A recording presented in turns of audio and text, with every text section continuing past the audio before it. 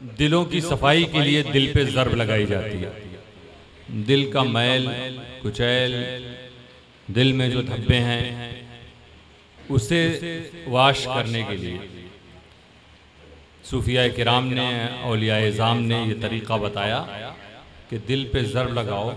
कहीं भी कोई मैल जमी होती है तो लगातार उसको झाड़ने से वो साफ़ हो जाती है। तो ये ज़र्ब एक तरह से झाड़ना हुआ दिल की मैल।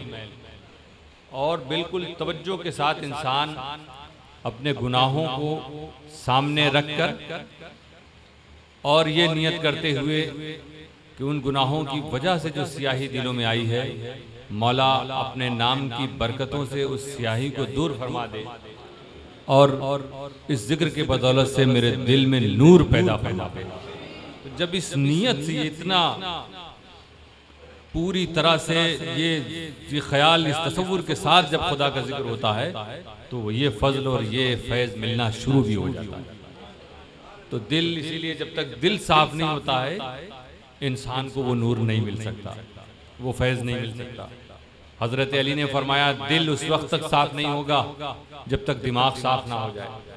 इसीलिए वो जिक्र का तरीक़ा उन्होंने अता फरमाया कि दिमाग भी साफ हो जाए, दिल भी साफ हो जाए। एक ऐसा जिक्र कि जिससे दिमाग भी और दिल भी दोनों साफ हो, और वो है हक हू।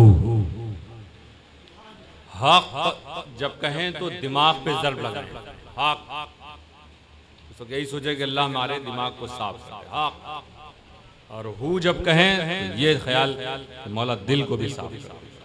तो एक ही वक्त में दिमाग भी और दिल भी साफ हो जाए, ताकि जिस नूर को हासिल करने के लिए हम तो दुनिया में आए हैं वो नूर हमारे दिलों को हासिल हो।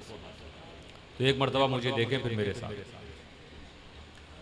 हक हू, हक हू, हक हू, हक हू, हक